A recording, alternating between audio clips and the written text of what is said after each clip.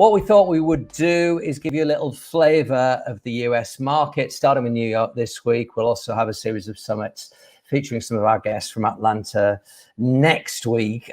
Let me just outline, in case you are joining us for the first time, that UCFB have opened this up not only to those of you who might have traveled with us to New York this week, but also to the entire current and former students. A great opportunity for all of us just to get a little flavor of how things are done across the pond. Before I begin, I want to give you a couple of little tips. You might just see on the right hand side of your screens there, that is a sort of option for you to choose how you view this. There's various different options there, so you can have a little play about with that and see how you do that. Also, we are taking questions today for our guest at the end of their presentation. I'm going to call Chatham House Rule on this. If you're not familiar with Chatham House Rule, it means that the material that you hear today, the things that are said, may only be used within the context of your UCFB courses and this global summit. So please, no quoting anything that's said here outside of this particular forum. Please make sure your questions are appropriate. Obviously, I will be vetting them as they come along.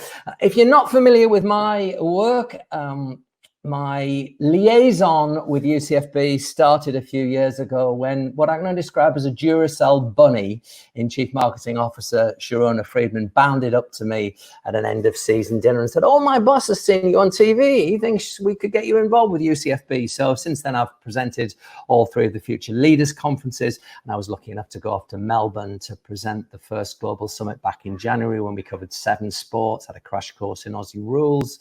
Oh, goodness gracious me, covered many different facets applicable to the courses that a lot of you will have been doing, whether they be finance, whether they be coaching, whether they be media based. My own background is that I've been on national radio, BBC Radio 5 Live for the last 20 years. I've been on national television on BBC One's Match of the Day Live, the Football League Show, Football Focus, Final Score for the last decade. Do a lot of events hosting as well. That can be anything from hosting the Roll Box at Wembley on Cup Final Day right the way through. Some quite serious conferences. Could be mental health, could be diversity and equality, hate crime, sports betting, integrity, a big broad range. And also I coach a lot of football managers and indeed quite a lot of executives in the arts of communication and presentation, which kind of takes me to 3 instant tips from me that I feel very strongly about. Any of you that have been with me before will know that I feel strongly about these. I believe your qualification is only your entry point to the marketplace of work. How far you go will depend on your ability to communicate, to inspire, to educate, to influence, to negotiate. And that is going to come down to how well you communicate, how well you network, and how good your presentation skills are. There is a line of thought that actually the vast majority of the money you will earn in your careers will be earned through your presentation skills, how good you are in standing up in front of 1 or 2 people, a big crowd of people, a huge, great gathering, and getting your key messages across. The other 2 things I'm going to preach are definitely an entrepreneurial spirit and a resilience. Be ideas focused. Nobody is going to hand you many opportunities over your working lives on a plate. You're going to have to scrape the land and dig out some of those little gems and make things happen for yourself. And the other thing is, be a sponge. I do believe that as we go through life, we pick up little drips along the way. We suck them into our sponge and sort of drop them into our glass. And by the time you get to these sort of gnarly, wrinkly proportions, you've got a cup that's usually half full, except I've just drunk it. And that's kind of part of my mix. So suck little bits up and take them with you along the way. I actually sort of transcribe little nuggets into notes on my iPhone, and they're with me at all times. So that's where we are. Our guests this week are all from New York Red Bulls. Yesterday, we heard from Director of Strategy and Analytics, Logan Smith, on crisis management during the current pandemic. Also talked about switching the club's ethos from just ticket sales through to embracing community values, and was brilliant on his own career and where he's ended up. He's probably nowhere near where he thought. I think the key message from that was embrace your opportunities. And I'm delighted to say that joining us today is Senior Director of Youth Programs and Academy Business Operations, who's going to talk us about the Red Bull philosophy, how they educate their coaches so they are aligned to the first teams. We are delighted to be joined by Dave Jervis. Good morning, Mark. Can everybody hear me? We can hear you. Good. Am I going to see you? That's the question. I think I need to press. Let's give that a go. There it is. Fantastic. Good. Well, the 1 point, Mark, you spoke about is standing up and doing presentations. So I'm actually standing here in my home office due to a back injury. So you probably just see the top half of me and wondering where the bottom half is. It is there. It's the new work from home situation. Yeah, which means that, and I did have an off-air conversation with your colleague yesterday, means most of us haven't got dressed for the last 4 weeks. So we've all hastily pulled a shirt on, or in your case, a tracksuit. Don't scan the camera down on either of us. I can't say what I'm wearing beneath this table here. Well, listen, the first thing we note before you take us into your presentation is you are English, which begs the question, how on earth you ended up over there in Harrison, New Jersey? Yeah, so interesting pathway and interesting career progression. And I think you put it perfectly, Mark, in the first opening segment, is that your qualification and your degree is just an entry point, and then you get into the real world and you start enhancing it and building upon it. So I grew up in the Midlands in the UK. Went to college in Stafford, university in Manchester, and this was I graduated in 99, so about 21 years ago. At that point, the area of sports science and coaching science, it was pretty new. One of the courses I did was probably one of the first 3 courses to be offered within the world of performance, sports coaching, education. And also business was a very small portion of that. But for the large part of it, it was about, individual player development, athlete management. And then, there was a business component that everyone's like, yeah, we'll take that module to check it off. Needless to say, 10 years later, that was my main focus. So spent 3-4 years at Manchester Metropolitan.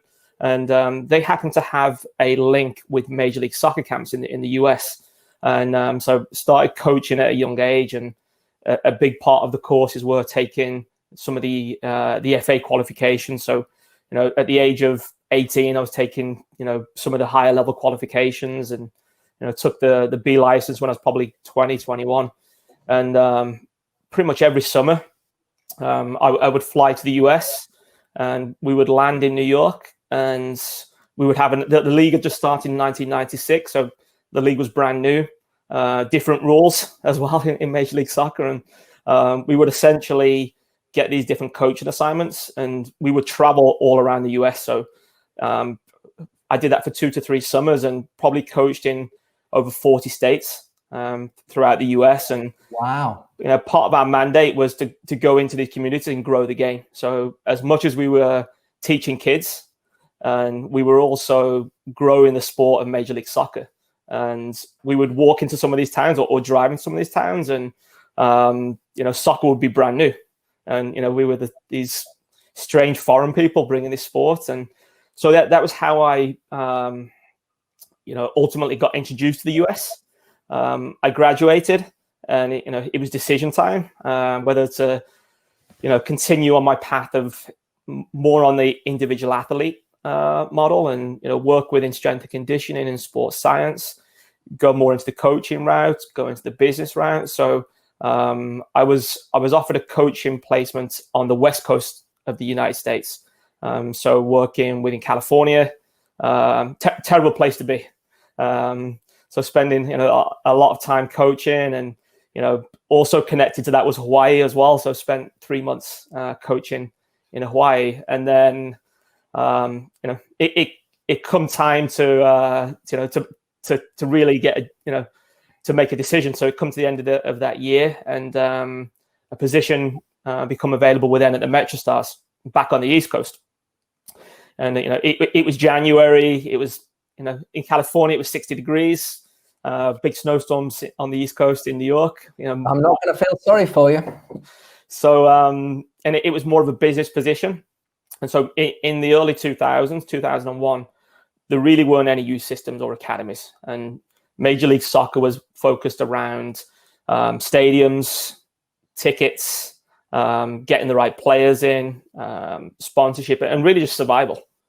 So that the concept of bringing young players through a system was unique. But so clubs could opt in or opt out of this program. The MetroStars opted into this program. They got to sign me for better or worse. So I moved to the New York region in January 2001. And at that stage, it was a blank canvas. And I think there was probably around 3 teams that were doing this. And really the mandate was to create this kind of player development system, which, not only develop players, but also more from a business standpoint. How do we use youth soccer as a vehicle to get more families in the stands, right? Get more kids wanting to come to the game. How do we use it to drive ticket revenue? How do we use it to drive sponsorship revenue? So it was a broad mandate at that point. And the other part of it as well is that even the players you developed, you couldn't keep because there was a draft system. So even though you were developing those players, they weren't yours. So from an ownership standpoint, there wasn't a massive player development reason to focus on developing young player, but there was a big financial and business reason to create this system. So, 2001, Red Bull purchased the team in 2006. Red Bull also had another team at that point in Austria, and were used to investing money and resources into an academy system, and had seen in Austria some benefits of their academy system. So the focus changed overnight. So as soon as Red Bull come in, there was an investment in infrastructure, people, and resources. So a lot of our positions changed, jobs changed, more responsibilities. So over the last probably 13, 14 years, we've really built out, which is probably, the best youth development system within the United States and within Major League Soccer. So that's kind of a summary of, probably long-winded, but, I came here 20 years ago and firmly here. Well, not really long-winded, because actually a lot of the students that we joining us today will have career decisions to make in the future. And it's very easy to look at traditional markets and think, oh, I'll go to my local club, or, football in areas that they understand. But actually look at what's happened to your life, Dave. And I guess when you go to a sort of mystical city like New York with all its energy, that's kind of self-fulfilling, is it? I mean, I guess it's the school of hard knocks. You've got to be able to stand up for yourself, but just such a tremendous energy comes off the whole place, doesn't it? Yeah, absolutely. I mean, and I grew up in the middle of England, in a small village with 1,500 people. So to go from that to the New York metropolitan area, even from the West Coast, and New York is fast-paced, things happen quicker. And I think why I was able to do that was because of, I would say, the time I spent at university, and I think learning those skill sets and being in just a dynamic environment where you're challenged, and you've got deadlines, and you put outside of your comfort zone. So I think I always look back at the time I spent within university and the degree program really as setting the foundation. Although what I'm doing now is much more business related, and from a marketing standpoint, a curriculum development, finance, budgets, insurance, risk management, long-term planning. So a lot of that stuff you develop, you go over basic modules of it within a sports degree, but also the business world within the US is a lot different from the business world in the UK as well. So a lot of it, and I think you alluded to it, is that it gives you the foundation, but then it's up to you to continue to learn and to develop. So, and I was lucky also that I had a lot of good mentors that within the club that, you know, from beginning in there was always 3 or 4 people that I was able to learn from and take ideas from along the way. So it enabled me that if I didn't understand an area, I was able to spend time with people to really get a good grasp of how things operated. Well, listen, looking forward to hearing what you're up to. I'm going to hand over to you. I'm going to remind anybody that's joined us late, you have got your chance to ask questions. You can do them throughout Dave's presentation. I will just remind you, if you're joining us late, I'm calling Chatham House rule on this. What you hear today, because we want Dave to feel at ease, to be able to take us into the detail of how he goes about things, cannot be repeated outside of this forum. Please keep your questions coming throughout. I'm also setting you the challenge, just using that sponge analogy that I used, of writing down 3 things that you will take away from this session that you can add into your notes and look back on. In the meantime, I'm going to kill my microphone, I'm going to kill my camera, and I'm going to hand over to you, Dave. I'm hovering by, ready to pick up when you're ready, but I'll leave things in your hands for the time being. Thank you, Mark. And Mark, if you wanted to jump in at any point and ask any questions, or if there's any of the candidates on the course that want to jump in, please feel free to do so. And I know at the end of the presentation, we'll get into a lot more detail as well. So we'll progress through the presentation, and I will just set up the slide transitions. Give me 1 second. Okay, perfect. Okay, just getting used to the slide transitions on here. So hopefully everyone can see my screen. If not, Mark, please jump in. So I'm assuming everybody sees the Rebels Youth Programs master slide. So what I'll do over the next probably 30 to 40 minutes, I will give you an overview of the business infrastructure of the youth programs, and also I'll touch on some of the technical elements as well. So I realized that within the course, there's a mixture of people that are focused more on the business side of it and people that are focused on more of the technical side of it. So, appreciate you logging in. Obviously, we wish you were in New York in our stadium. It's an amazing facility that we have. But right now, times are different, and I hope everyone's at home, is safe, and is looking after themselves. So I won't spend too much time talking about my bio. We went through a lot of this. The only thing I'll touch on is more on the coaching qualification side. So something I started doing at a young age within college, university, was taking additional qualifications and courses. So by the time I was 21, I was able to get the B license from the FA. And then I continued that when I was in the US, and retook all the qualifications within the US just to make sure I understood the philosophy and methodology, and was able to take the A license probably about 5 years ago now. So I think I spoke enough about my background and my bio. So I'll get on to who we are. So I know yesterday you spoke to Logan, and Logan presented about the club. So from my side of it, it's more about the academy and the youth development. So as you guys are probably aware, Red Bull have a larger soccer project, which we're part of. So being part of a bigger picture enables us to draw on some unique tools, unique resources. And I think if you watch a Red Bull team play, you will see a lot of similar traits within each team, within each club. So as we devise our curriculum and our programs, we're always looking at the big picture, is what do we want the end outcome to be in these situations. So I did have a video which showed our style of play, and we had some academy teams in here, but due to technical difficulties, we're not going to show that video. So I'll jump straight into what are the main goals of our youth platform. So this one's simple, and one of our big objectives is to grow the game of soccer, whether that's families involved in it, kids playing, or kids coming through the system. Our focus is to develop, is to engage, and it is to inspire the youth soccer community. And we have 3 main objectives that we're always focused on.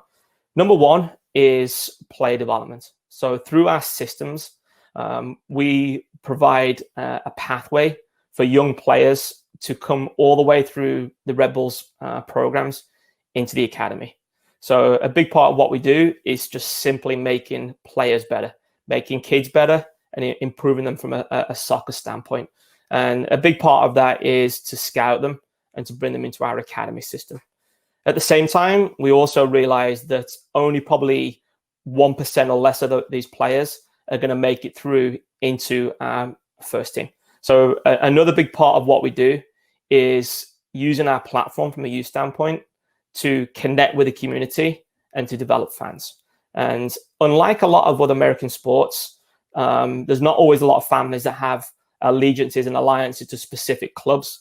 So for us, we find, and it's somewhat similar within the UK as well, is that if you can make a connection to a player at a young age and put a t-shirt on them or a uniform on them or a jersey, they will develop an affinity to your club. So we will see that kids coming into our system 4, 5, 6, 7 years of age, because they're being coached by the Red Bulls, because they're part of our system, we will see that translate into families coming to games and coming to Red Bull Arena. So a lot of the times we'll see families at the stadium and at the arena, and the way they got there is through the grassroots youth soccer programs. And the third part of this is a revenue opportunity as well. So our youth platform through various different outlets provides us with an opportunity to drive revenue. So we actually provide this as a service to clubs within the local area. So clubs can purchase our coaches, purchase our curriculum, purchase our programs, and could become a Red Bull club. So we can go into these communities and offer these services. We also, like a lot of clubs throughout the UK, we offer camps during the school breaks. Right now it's spring break within the US. So, in normal times, we would be out in the field running about 20 camps right now. And then also there's the secondary avenues from a revenue standpoint, both through ticket sales and also through sponsorship opportunities. We have a number of sponsors that are engaged with our youth programs, which allows us to offer them something unique. And also from our side, it enables us to drive additional revenue streams from our youth platform. So this is our numbers. So, New York's a big place. We have 45,000 kids within our programs each year. We have 175 coaches which are on staff. And we have about 155 partners within the youth soccer landscape within the market. And this map here, this will show you our outreach, right? So New York City, our stadium is about 15, 16 minutes on a train ride just outside. And then our training facility is about 25 minutes further west into the suburbs of New Jersey. So you will see we operate our programs within about 75 miles of the arena. And travel in the US is a lot different, particularly in New York. From the stadium across to Queens and Brooklyn is probably only about 20 miles, but it could take you about 2 hours to get across there. So being in the communities is a big part for us, because we realize that kids, if we just offered programs at our training facility, it would be tough to get them there. And when we first started this initiative, we did just run programming in and around. It was then the old Giant Stadium, but we found the challenges from a geographical standpoint were pretty big. So there's about 18 million people within this landscape. So we have an enormous opportunity to grow the game and also to connect with players at the younger age groups. Next, I will talk to you about our player development pyramid and our reach. And many clubs will have a player development system and a player development pyramid. So for us, it provides us with the opportunity to break our business down into smaller manageable groups from a management team and from a curriculum. But it also provides us with a mechanism to push players through the system. So from a player standpoint, you can come in at level 7 of this pyramid and then also progress all the way up through to the first team. So we are one of the teams within Major League Soccer that has the highest number of homegrown talents. So that means that the highest number of players that have come through our academy youth system and are now playing in the first team. And, you know, our philosophy is to believe and give young players a chance. And, you know, the strategy and our style of play requires players that can, you know, run a lot within our system, because we're a high pressing team. So our coaches believe in giving young players an opportunity. So I won't go into every single one of these programs in here, but at level 7 of the pyramid, this is the entry point. So this is where we have the biggest number of players. We have about 40,000 kids at the developmental level programs. And in here, these are all community based. So we have around 100 club partnerships within New York and New Jersey, where we're sending our coaches into those programs. We also have 150 camps and clinics throughout the year. And then we also partner with a number of state associations. So if you're within the UK, you have the English Football Association, and then you also have county FAs. So in here, the only difference is we have state associations. So we will partner with New York, New Jersey, Westchester, Long Island, and in here we call it select programming. It's just a higher level program that we offer within the pyramid. So level 7, it's all about enjoyment, fun, engaging the kids. It's their first introduction to the game. And it's also the most important part of the pyramid, because in here, this is for those that are more in the coaching side of things. As you know, it's important to develop a strong technical foundation in these areas. So we spend a lot of time on technical development. Level 6 is the first level of the pyramid, where there's actually an assessment to be part of these programs. So in here, the numbers drop to around 5,000, and it's more focused to the higher level players, the players that we're looking to push into levels 4 and level 5 of the pyramid. These are all community based. We go to the communities. They don't come to us, because again, from a geographical standpoint, the only way that this is going to work is to immerse ourselves in the local community. Once we get into levels 5 and levels 4, the numbers drop significantly. So in level 5, there's probably around 200 players, both male and female. And here, this is the very first time that a young player will play full-time for the New York Red Bulls. So here, incredibly competitive to get into, and they actually represent Red Bull teams. And this is where it starts to look a bit more like a traditional academy system within the UK. Stepping stone here to level 4 this is our fully blown academy system. So once you're into this system here, you are on the professional player pathway. It starts at the age of 11 and then goes all the way up to the age of 19. Reality being is that by the age of 17, we have a good idea of the players that we feel are going to make it into the higher levels of the pyramid. And, you know, the job within the academy of these 6 teams is to push players into, we have a reserve team and we have also a first team. So like any system within the world, each year, maybe 1, maybe 2 players are making it. But with our second team, with our reserve team, it gives a bigger opportunity for those kids that may not be ready yet. And also unique to the US is that 90% of these players in the academy are also going to progress onto college systems. So college systems are massive within the US, and the setup within some of these top colleges, they have similar resources and similar coaching staff to that of a professional setup within the UK. So the college pathway, because it's expensive to be part of, many of these players are receiving full scholarships to be part of the system. So, you know, hopefully I've given you an overview of how our pyramid works and our system works. And then in the next 2 slides, it's more of the technical information. So I won't get too specific in here, but at the same time, I do want to talk a little bit about how our curriculum works.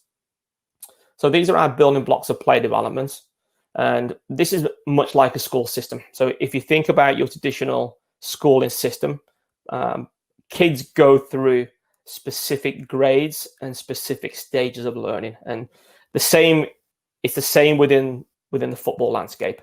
the younger players enter at the younger age groups, and our focus here is just to keep them engaged within the sport, make it fun, but most importantly, we're doing a lot of motor skill development. So we know that kids now, they're not doing a lot of, they're not in the park, they're not in the playgrounds, they're not climbing trees. So a lot of their motor skill development is left down to the sports they play, whether it's soccer, whether it's baseball, whether it's American football, whether it's tennis. Is that kids now have less unstructured time. So at the youngest age groups, we're focusing a lot on the ABCs and the development of the kids from a motor skill development. And then we start to introduce the technique and skill development. So, developing a strong foundation is incredibly important in all sports. So the next stage within our building blocks is really skill introduction and mastery of those techniques.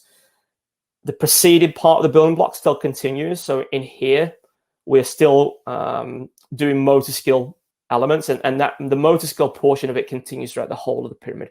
You'll see even our first team will do activities that can be classed within this formation concept. It's just the percentages at each level that will change. As the technical elements start to be mastered, we start to introduce the individual tactics. So for us, individual tactics are just purely are 1v1 situations. And no matter how the game changes in the future, and no matter how tactics change, one constant will always be there. There will always be 1v1 situations all over the field, whether that's from an attacking standpoint or a defending standpoint. We will have many of these situations which will exist throughout a game. So for us, these foundational items are largely relevant to the formation you're going to play, because these are the basic understandings until we get into the higher stages. So once we start introducing some of the group tactics, this is where we start talking about combinations. We start talking about units within the team playing together, right? So it may be how the defenders connect with the midfield group. And then from a team tactics standpoint, we're then talking big picture. So we're talking 11v11, and we're talking about the interaction and how participants and how kids play within a team framework. So that's a summary of our curriculum and building blocks. And then within each one of these segments, we obviously have all the lesson plans and more of the long-term approach in here. I'll only spend a few minutes on this portion of it. So our red print is essentially everything we do from a holistic standpoint. So this pretty much shapes how we work with kids, how we work with players, and how we work with clubs. So from a Red Bull standpoint, we have specific beliefs in terms of how we structure a club. And when we go into support clubs, we provide clubs with this red print for player development. So there's about 10 different elements within this red print. And I'll touch on a couple of them. So the approach to development is what I've just talked about. That's our school system, and that's how we're structured. Also within there, like with any good school, there are age group training plans that we have. So U6, U8, U10, whatever age group you're in, you will go through a specific stage and phase of learning. Additionally, we'll have annual training plans. So this is where we get more into the periodization of the program. So if you're a 10-year-old player, how many seasons should you play? How many times per week should you train? We also get into talking about play development and winning. So a lot of times we'll see that the parents on the sideline and everything and coach at the sideline, everything's about winning. For us, winning's important, but it has to be done in the right way. So from a player development standpoint, we like to take more of a player-centered approach as a winner or cost approach, because we believe that if you take a winner or cost approach, you will be doing a disservice to the players from a technical development standpoint. We believe it's pretty easy to teach young teams to win, but it's harder to teach kids and give them the premise from a technical standpoint. So just a couple of other items in here. We do get into playing formations. So we don't get into the specifics of this is how you must play, but we do get into exposing kids to the different formations that they may experience within their life cycle within the sport. And then you'll see the bottom right-hand tile is our online curriculum. So we give everyone access to the Rebels Red Print for play development, so they can access the technical components of our curriculum. We also provide a lot of online play development tools. So in the next presentation, we'll get into the train at home, but these are essentially tools that both coaches and players can use when they are away from our training sessions. So if you're a coach within our system, we give you access to all the development plans, the online curriculum.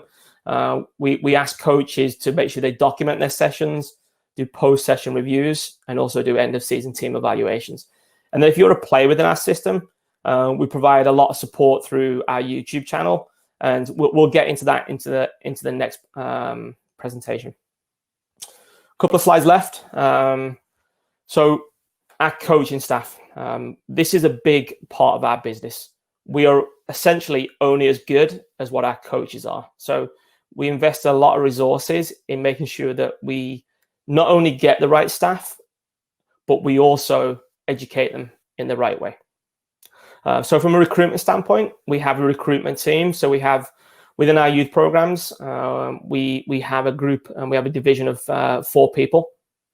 And within this staffing structure, we have a team that are constantly interviewing, recruiting, screening, and essentially looking for the best coaches. So when coaches come to look to work for us, like any business, we do the initial screening on the phone, and then we have about 8 assessment days throughout the year. And we bring the coaches in for a day with us, and they spend time in a live setting. We give them a group of kids to coach, and we also meet with them one-on-one, ask them some questions about their background, and really put them on the spot to test their soccer knowledge. Once they're into the system, Red Bull are known for the education of their staff.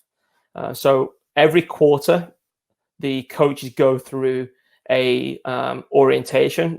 We just got done with one 2 weeks ago before we closed that. 3 weeks ago before we closed down. So every quarter, and it leading to a season, all 150 plus coaches will come into the stadium. We'll take them through 3 days of orientation. And then on a weekly basis, we meet with them twice a week. So every Tuesday morning, every Thursday morning. So they're receiving about 6 hours a week, about 60 hours over the course of the season, which is where really we get into the methodology of how we teach and spend a lot of time mentoring them and developing them. And then once they're out with their teams, we also provide mentorship opportunities and assessments. So we can actually go in and we can assess them and work alongside them to help them on some of the areas where they may need to improve on. And then throughout the course of the year, we do a bunch of one-to-one review meetings so that we can give them feedback and also help them in their own career progression. And this is a big area for me where I developed as a coach in working with mentors and also these one-to-one peer review sessions. So within 10 slides, that's a high-level overview of the Red Bulls youth structure. Hopefully I was able to give a balance between the business side of what we do and also the technical side of it. And obviously we could speak probably for 2 or 3 more hours about the marketing components of what we do, the hiring components, the budgeting side of this, the finance side of it. And at the same time, we could have a 4-day conversation about teaching and play development and curriculum developments. But hopefully I didn't bore you guys for too long, and hopefully I was able to give at least a high-level overview of what we do and how we do it. So I'll pass back over to Mark, and we'll get into some of the questions. Well, listen, we certainly encourage questions. I've got a couple here now, and we'll take some more from you, please, if you'd like to drill down into some of the detail that Dave has just shared with us there. As a percentage of your role, what do you think is actually football, soccer orientated, and what do you think is the mechanics of business, systemization, flow through, education, recruitment, etc., etc.? Have you any idea? Yeah, and the percentage has changed over the years, right? So when I first started, and it was much more on the coaching side of it.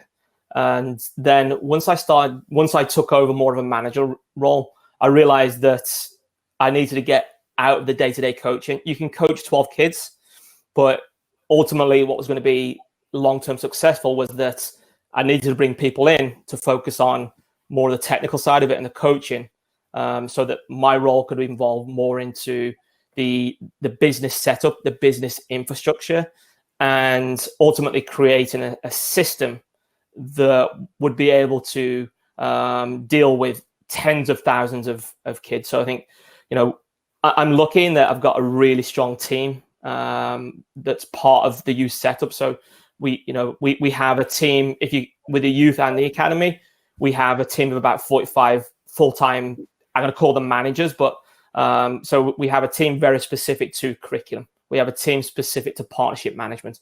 We have a team specific to recruitment. We have an academy director that runs all the academy, and is one of the best academy directors in the US. So we have a lot of different people with different skill sets. So I see my job as bringing those together, and just it's almost like an air traffic control person. Is you just make sure that the planes are landing and flying in the right direction, and constantly making sure that everybody's connected and speaking to each other. So yeah, I would say now it's, there's times of the year where it changes, but I would say probably 90% on more of a leadership standpoint.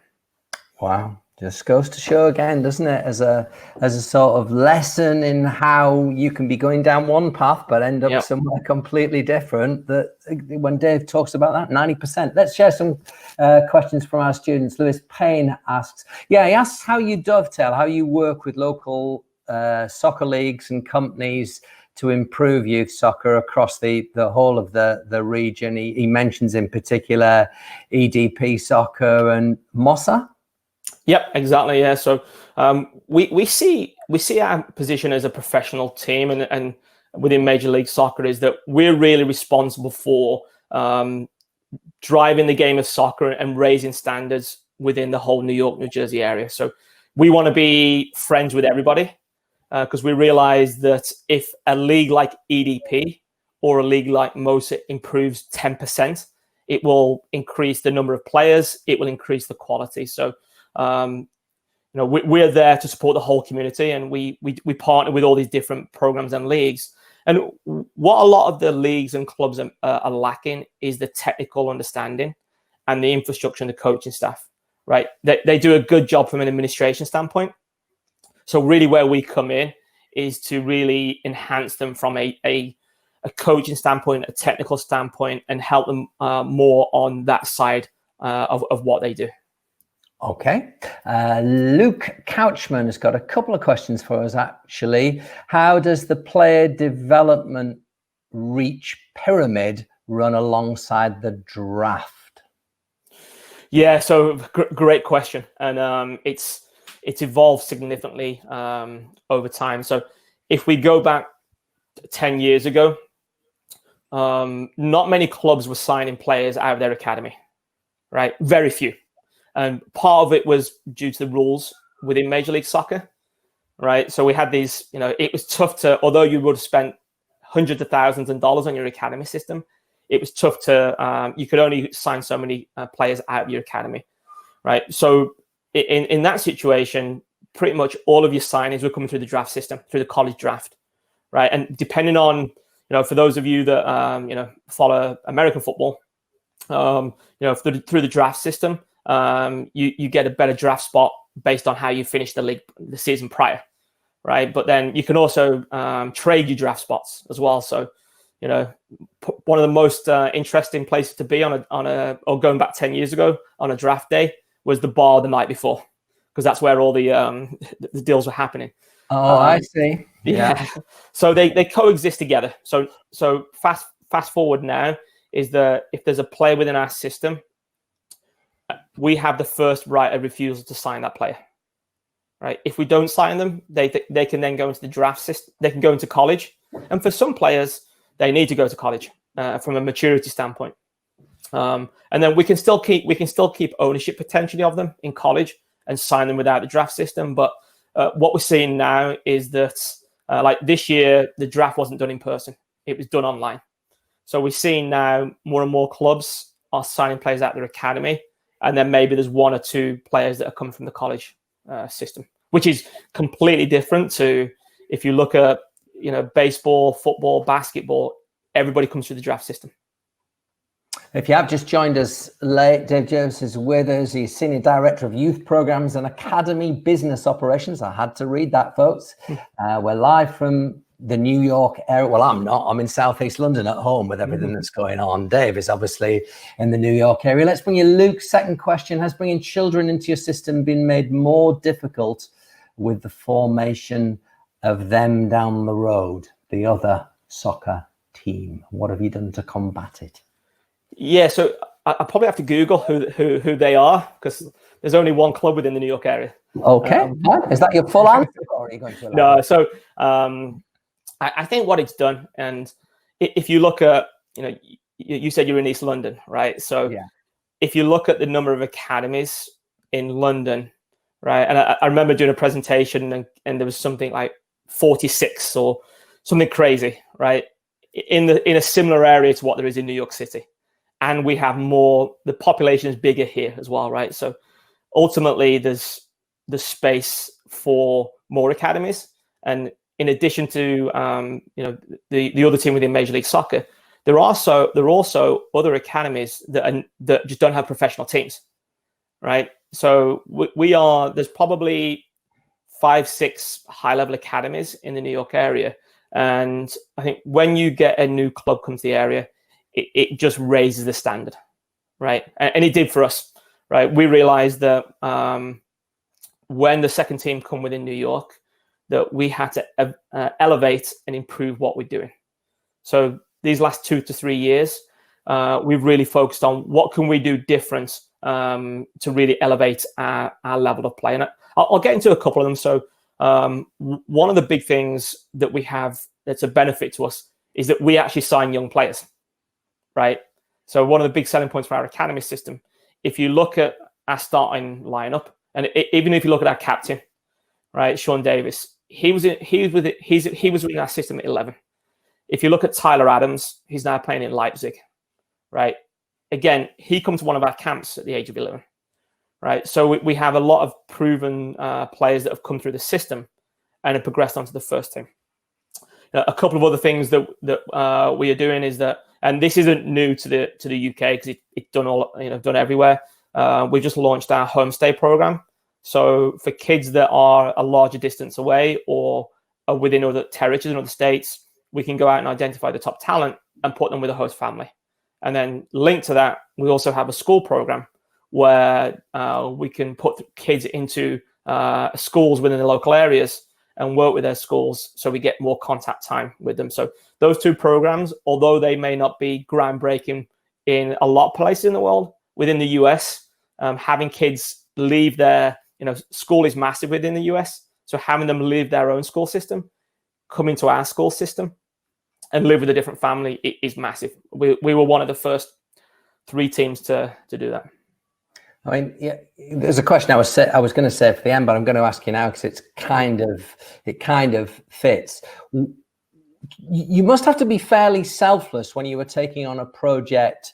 You said building the game from the bottom up. So how do you and the people that work with you and for you get the buzz when it could be 10, 12 years before a player finally makes it? So how do you get work satisfaction out of that? Yeah, and that's the thing with player development. It is a long-term process, right? And the work that you're doing at the age of 10, 11, and you may not even see it, right? You may be coaching them at a young age, and then somebody else is coaching them, right? So it may be 10 years down the line, you see that benefit. So really is we know that the chances of making it can be pretty slim. So for us, it's about the small wins, right? And so you use the word selflessness. It's one of 3 words in our core values, right? So our core values: passion, trust, and selflessness, right? It goes throughout our whole company. So I think a lot of the work you're doing, and is selflessness. But like some of the small wins, right, could be that one of the players progresses into a pre-academy team, right? or one of the parents reaches out and says, they're more confident at school now because of coming through your programs. Okay. Another big one is, and for me, is that when you see them on a game day at the stadium and you just happen to be walking past, right, and you see their coach giving them a high five, right? These kids think the coaches are professional players, right? So for them to see their coach in the stadium, and that's a big win as well. So the connection that they have. So I think we have a lot of things, and we do a lot for the community as well. We have a lot of outreach programs, underserved, special needs programs. So I think we get to see the satisfaction, the rewards through some of the, yes, we want every kid to make it, but it may be a case of making your high school team, or getting to college is a massive achievement within the US. So I think there's lots of small things that we take pride in, but on a yearly basis. What you're showing a picture is, if somebody is going to get involved in this, they have to be prepared, because we live in a sort of, we live in a kind of instant gratification society. Yeah. You've got to be in for the long haul. You've got to be prepared that the big picture rewards are going to come a long way down the line. Got a question from Bradley Craigie. Bradley, he was on the trip to Melbourne with us back in January. In fact, Brad, you had a particularly bad day, because if I remember rightly, you're a Manchester United fan and your team lost that day, and you were ribbed solidly for 24 hours about it, weren't you? How do the higher level youth programs work alongside a player's education? So if I understand the question correctly, is about how we fit elite level training into the education component of it. Let me just read it again. How do the higher level youth programs work alongside a player's education? So yes, you must be having to put more and more time into your football, because you took us through that model, 40,000 down to 5,000 down to 200 that enter your professional pathway. How do you keep their education up to scratch when they're starting to think, I might make it here? Yeah. So good question. One of the big challenges we have is geographical, right? And for those that have been to the New York area, right, is that a player could live close, but once you get into rush hour, traffic becomes a massive, massive challenge. So moving kids around and getting to training, it takes a lot of sacrifice from the family, and these kids are doing homework in their car on the way back. So some of the programs we put into place have been to help with that part of it. So things such as having tutors at the training facility, we've done that over the years. And what we've also done now is we have a program where the top talent, they actually train earlier in the day, right? So they get released, they leave school around 1 o'clock, they train, and then they can get home earlier and spend more time catching up on important schoolwork. So we have somebody that's dedicated directly to player welfare and schooling. So we're very mindful of the fact is that how do we balance what they're doing with us with their schoolwork, because the reality is that 95% of these kids are going to have to rely on their education, right, for their future career. But presumably you have to be very careful how you say that, because you can't demotivate them from a footballing perspective. Exactly. As well. Yeah, no, you get, once the kids get into our system, it's like, I'm going to make it, right? And all they're thinking about is train every day, right? And, I'll make it. But so, and it's a bit different from the UK and the US as well, is that, parents generally put a lot of emphasis on, even with our players, on the education portion of it, because they're so used to even top athletes going through the college system as well.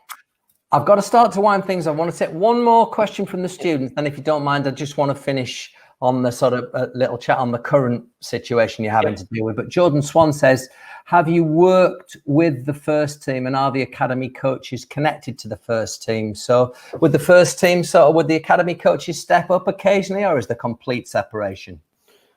There's a complete connection. Okay. So they are completely aligned. So I mean, you told us there was in terms of style and values and all that stuff, but there is actually the movement across. Yeah. So our training facility within New Jersey is all the fields are together, right? So the good thing is that we're on top of each other. The bad thing is we don't have enough space, right? But so there's academy kids training on one field, and on the next field, first team players training. So constantly players are being called up and going back and forth. And also our coaching staff also are part of the first team coaching as well. So they will be there during the morning, and we'll have 2 or 3 academy coaches, which will spend time alongside the first team coaching staff. And I'll give you a great example. This past Friday, we did a conference call with 120 academy kids, and Chris Almus, our first team coach. So he spent an hour and a half in the same setting as this, speaking to our academy kids. So there's, a lot of people that come into our system will say to us, "I've never seen such a connected group between the academy and the first team and the second team." Now, obviously, the New York area has been badly affected by the current pandemic. As I said at the start of this webinar, our thoughts are obviously with everybody. I mean, how are you managing this situation with all those people that you are responsible for, feel responsible for, bearing in mind the existing geographical constraints, bearing in mind the fact that we're all having to isolate and stay in our own homes? I mean, what is your day-to-day role looking like at the moment? Yeah, sure. So, like you said, right, we're almost at the epicenter here in the New York area, and as a club, we took a very early proactive approach, right? So, before this even got to where it was today, we essentially said that the safety of everybody, staff, coaches, club-wide staff, is our priority, and that will almost drive every decision that we made. So we closed down over 3 weeks ago. We shut everything down, even before the isolation orders were put out there. So for us, we made sure that everyone was safe, everyone was at home. We did all the check-ins.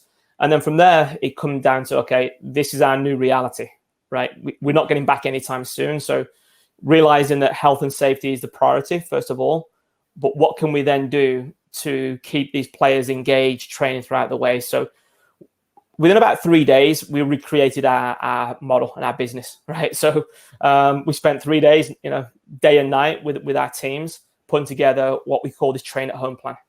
And essentially, we're here doing this virtual call today. We created this online training platform. So any one of our clubs, any one of our players could subscribe into it. And we also threw it open to anybody, right? So no matter where you are in the world, if you wanted to do the New York Red Bulls training plan. So Mark, if you want to get on it next week, we can get you engaged in it. Let's be frank, I've got a lot of time on my hands at the moment. Yeah. I just want to see the videos. So we create this online platform within our website, where every Monday morning, these players and parents in the inbox, they get their training plan for the week ahead, right? Mm-hmm. And it's 4 components. It's technical, so technical videos, physical, game understanding, and also we have a freestyle team as well. So this is one probably neither of us will be doing, but we had our freestyle team do some unique tricks and challenges, and essentially what we do is we put this out there, and it's all training in isolation, right? So in this area, all the parks are closed, all the fields are closed. There's not many places you can go, right? So front yard, backyard, basement, these are all activities designed to do essentially within isolation. So we launched this 2 weeks ago. We had about 3,000 subscribers within the first 24 hours of it going live. So it's going out to, I think, around 130,000 parents and players.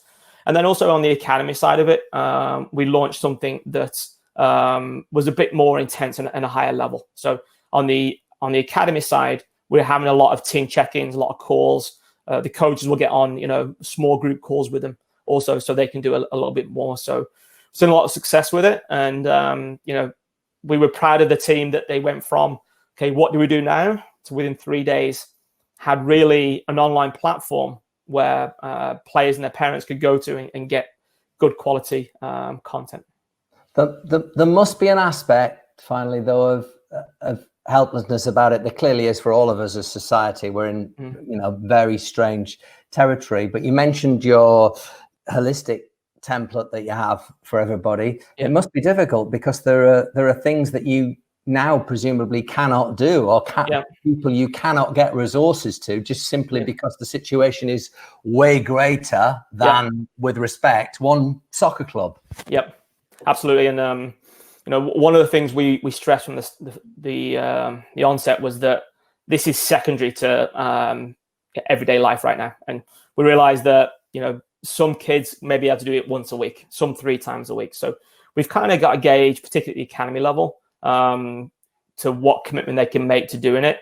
And also even at the first team level, right, we've been creative in finding ways to get them, nutrition, to get them hydration, to get them, additional training resources, to get them a different tool so that they could almost have their own home mini gym as well. So I think it challenged all of us, right, to think outside the box and to be resourceful and to really think about how we do things differently. And I think for us is that when we do get back, right, we want to be ready to go. So a lot of clubs, they're spending their time thinking about, other things. For us is we're thinking about that when we do get back, how are we almost business ready? When we switch things back on, there should be no excuse on our side that we need more time to get ready, because we've kept everyone engaged during this period of time.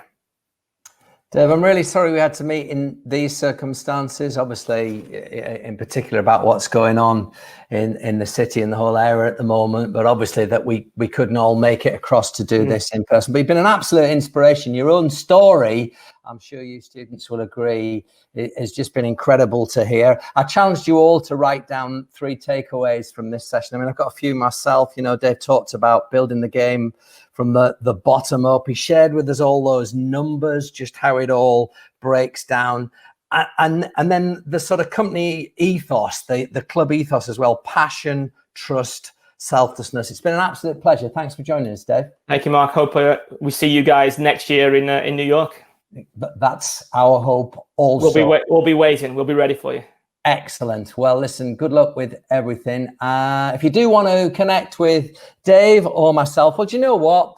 I asked you to be entrepreneurial, so I'm not going to make it easy for you. If you want to connect or ask us a question directly, then find us. You'll find us on various social media outlets. We'll be back again tomorrow. I'm just checking the time. Yeah, 4:30 UK time. We'll have another guest from New York Red Bulls. Make sure you sign up online to get the link. Until then, stay safe, and we hope we'll see you again soon at UCFB.